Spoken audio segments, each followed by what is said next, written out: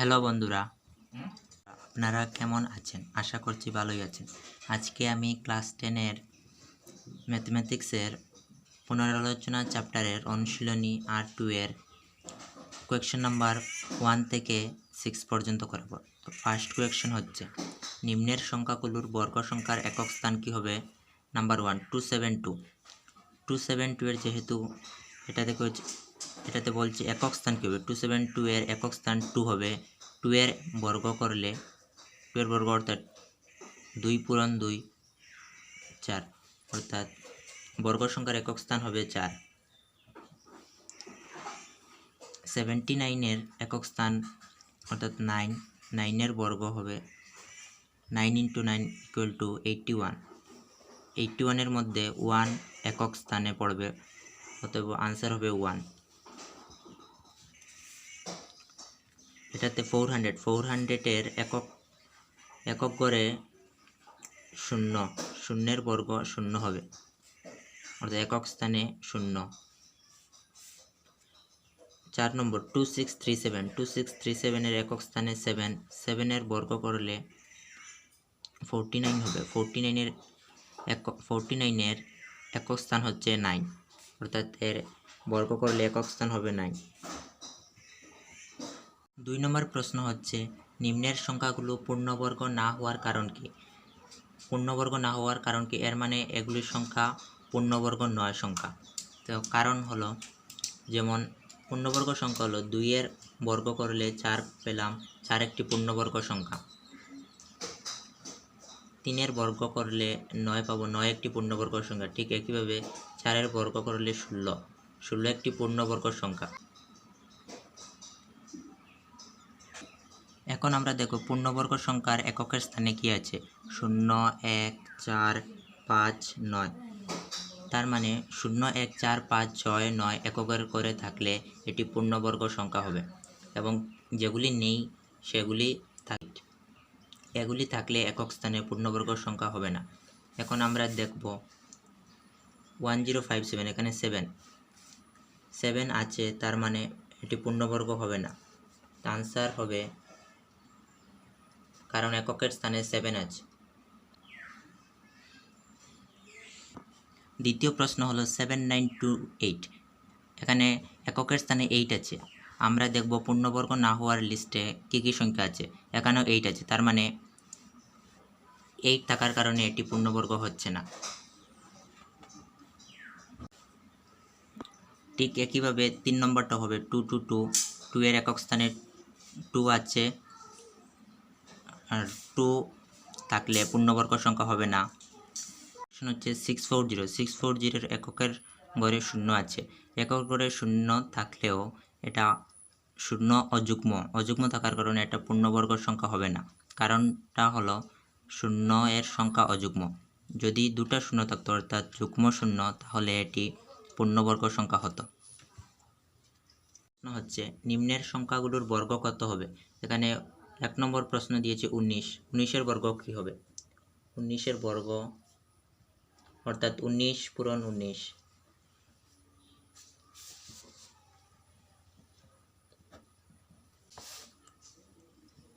19 এর বর্গ হবে 361।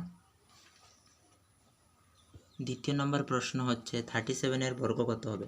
37 এর বর্গ অর্থাৎ 37 স্কোয়ার, 37 স্কোয়ার অর্থাৎ 37 × 37।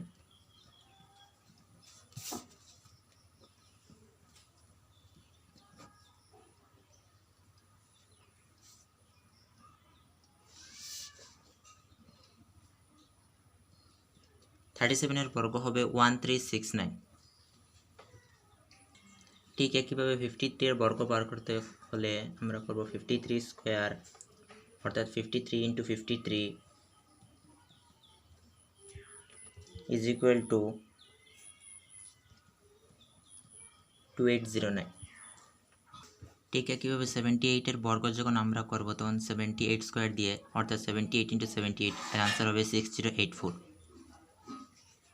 4 নম্বর কোয়েকশন হচ্ছে, মৌলিক উৎপাদক বিশ্লেষণ পদ্ধতিতে বর্গমূল নির্ণয় করো। 1764 এর বর্গমূল নির্ণয় করতে হবে। বর্গমূল নির্ণয়ের জন্য যদি একক স্থানে 0 2 4 6 8 থাকে, তবে 2 দিয়ে সেটি ভাগ করা যাবে। যদি 3 দিয়ে ভাগ করা যাবে, যদি যোগফল 3 দ্বারা ভাগ যায় তবে 3 দ্বারা মৌলিক উৎপাদক করা যাবে, এবং 5 দ্বারা করা যাবে মৌলিক উৎপাদক যদি 0 এবং 5 থাকে। এখন আমরা করব 1764 এর। যেহেতু এককের স্থানে 4 আছে, তাহলে আমরা 2 দিয়ে ভাগ করব। 8 দুগুণি 16, 7 থেকে 6 গেলে 1, 8 দুগুণি 16, 2 দুগুণি 4। এককের স্থানে 2 আছে, তাহলে 2 দিয়ে ভাগ করব। 4 দুগুণি 8, 4 দুগুণি 8, 2 একে 2। এটার যোগফল 4 আর একে 5, 4 4 8, 8 আর একে 9। যোগফল 9 হচ্ছে, তার কারণ 3 দিয়ে ভাগ হবে। 3 একে 3, 4 থেকে 3 গেলে 1, 14, 3 4 12, 4 থেকে 2 গেলে 1, 21, 3 সাথে 21। 4 আর একে 5, 5 এর সাথে 12, যোগফল 12, এবং 3 দিয়ে সেটি ভাগ যাবে, তার জন্য 3 দিয়ে উৎপাদক বিশ্লেষণ করা যাবে। 3 4 12, 4 থেকে 2 গেলে 2, 27 হবে, 3 নং 27, 7 7 49। এখন সেটিকে এখানে লিখব। 1764 equal to 2 into 2 into 3 into 3 into 7 into 7 root 1764 equal to, এখানে পেয়ার করে নেব। পেয়ার থেকে একটি একটি সংখ্যা বেছে নেব। এখান থেকে একটি 2, একটি 3, এখান থেকে একটি 7। 3 দুগুণি 6, 6 7 42। এটার আনসার হবে 42। 2 নম্বর কোয়েশ্চেন হচ্ছে 9216। 9216 এর আমরা উৎপাদক বিশ্লেষণ করে নেব। ভিডিওতে দেখিয়েছি না, কারণ এটি বেশি লম্বা হয়ে যাবে ভিডিও, তার জন্য করে নিয়েছি। 9216 এর এখন উৎপাদক যেগুলো বের হয়েছে সেগুলি লিখব।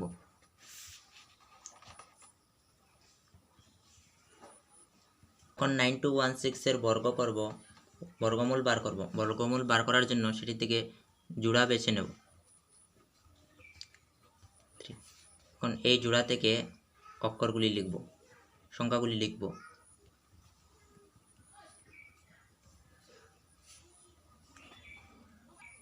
এগুলি পূরণ করার পর এটার আনসার হবে 96। ঠিক একইভাবে এখন আমরা 3 নম্বর কোয়েশ্চনের 7744 এর উৎপাদক বিশ্লেষণ করব। 7744 এর উৎপাদক বের করে নিলাম, এখন সিরিয়ালে লিখব। এখন 7744 এর বর্গমূল বার করব। বার করার জন্য এখান থেকে জোড়া বেছে নেব। 2 11, 2 into 2 into 2 into 11 is equal to 88। ঠিক একইভাবে 9804 এর এখন আমরা উৎপাদক বের করব। উৎপাদক বের করার পর এর বর্গমূল নির্ণয় করব। 9804 প্রথমে আমরা এটিকে 3 দিয়ে ডিভাইড করব, কারণ এই সংখ্যাগুলোর যোগফল 3 দিয়ে ভাগ হয়, তার জন্য 3 দিয়ে এটিকে ভাগ করব। 9801 এর এখন আমরা উৎপাদক বের করে নিয়েছি, এখন সেটাকে নিয়ম অনুযায়ী লিখব। 9801 equal to 3 into 3 into 3 into 3 into 11 into 11। এখন সেটিকে আমরা বর্গমূলে লিখব। 9801 ইকুয়াল টু, এটা থেকে পেয়ার করে নেব, 3 into 3 into 11 is equal to 99। প্রশ্ন হচ্ছে, নিম্নের প্রতিটি ক্ষুদ্রতম সংখ্যার ক্ষেত্রে কী সংখ্যা দ্বারা পূরণ করলে সংখ্যাটি একটি পূর্ণবর্গ সংখ্যা হবে। এখানে সংখ্যা দিয়েছে 1525, তার মানে 1525 সংখ্যাটি একটি পূর্ণবর্গ সংখ্যা না। তাহলে আমরা সেটির আগে উৎপাদক বিশ্লেষণ করে নিই। 1525 equal to 5 into 5 into 61, 5 into 5। এখানে 5-এর জোড়া আছে কিন্তু 61-র জোড়া নেই, অতএব 61 দ্বারা যদি এটিকে পূরণ করি তাহলে এটি একটি পূর্ণবর্গ সংখ্যা হবে। অতএব 61 সংখ্যা দ্বারা পূরণ করলে সংখ্যাটি একটি পূর্ণবর্গ সংখ্যা হবে। 1008কেও আমরা উৎপাদক বিশ্লেষণ করে নিয়েছি। উৎপাদক বিশ্লেষণ করার পর সেটিকে পূরণ দিয়ে লিখলাম, লেখার পর যেগুলো জোড়া আছে সেগুলো বাদ দিয়ে যেটার জোড়া নেই সেটা দ্বারা পূরণ করলে এটা একটা পূর্ণবর্গ হবে। ঠিক একইভাবে এটাও করলাম প্রথমেরটার মতো। 2028এরও আমি উৎপাদক বের করে নিয়েছি। এখন 2028 ইকুয়াল টু 2 × 2 × 3 × 13 × 13, 2 × 2, এখানে 2 এর পূর্ণবর্গ হওয়ার জন্য পূরণ করার সংখ্যাটি হলো 3। 4 নম্বর কোয়েকশন হচ্ছে 768। 768-এর এখন উৎপাদক বিশ্লেষণ করব 2 দিয়ে। অতএব 768 ইকুয়াল টু 2 × 3। এখানের মধ্যে সবকটির জোড়া আছে, 2 এর জোড়া আছে, একমাত্র 3 এর জোড়া নেই, অর্থাৎ 3 দ্বারা পূরণ করলে সংখ্যাটি একটি পূর্ণবর্গ সংখ্যা হবে। প্রশ্নটি হচ্ছে নিম্নের প্রতিটি সংখ্যার ক্ষেত্রে কি সংখ্যা দ্বারা ভাগ করলে সংখ্যাটি একটি পূর্ণবর্গ সংখ্যা হবে। এখানে দেওয়া আছে 468। ঠিক আগের মতো আমরা এটাকে উৎপাদক বিশ্লেষণ করে নেব 468-এর। 2 দুগুণি 4, 3 দুগুণি 6, 4 দুগুণি 8, 2 একে 2, 2 একে 2, 3 থেকে 2 গেলে 1, 14, 7 দুগুণি 14। তো এটার উৎপাদক বের করে নিয়েছি। এখন 468 ইকুয়াল টু 2 × 2 × 3 × 3 × 13। এখানে 2 এর পেয়ার হচ্ছে, 3 এর পেয়ার হচ্ছে, কিন্তু 13 এর পেয়ার হচ্ছে না, অর্থাৎ 13 দিয়ে 468কে ডিভাইড করলে এটা একটা পূর্ণবর্গ সংখ্যা হবে। অতএব পূর্ণবর্গ হওয়ার জন্য ভাগ করার সংখ্যাটি হলো 13। সেকেন্ড কোয়েকশন হচ্ছে 1584। 1584-এর উৎপাদক বিশ্লেষণ করব এবার। তো এটার উৎপাদক বিশ্লেষণ করে নিয়েছি। 1584 ইকুয়াল টু 2 × 2 × 2 × 2 × 3 × 3 × 11। এটাতে 2 এর পেয়ার হচ্ছে, আবার 2 এর পেয়ার হচ্ছে, 3 এর পেয়ার হচ্ছে, কিন্তু 11 এর পেয়ার হচ্ছে না, অর্থাৎ 11 দিয়ে যদি আমরা 1584-কে ভাগ করি তাহলে এটি একটি পূর্ণবর্গ সংখ্যা হবে। অতএব পূর্ণবর্গ হওয়ার জন্য ভাগ করার সংখ্যাটি হলো 11। 3 নম্বর কোয়েকশন হচ্ছে 2645। 2645-এর উৎপাদক বিশ্লেষণ করব।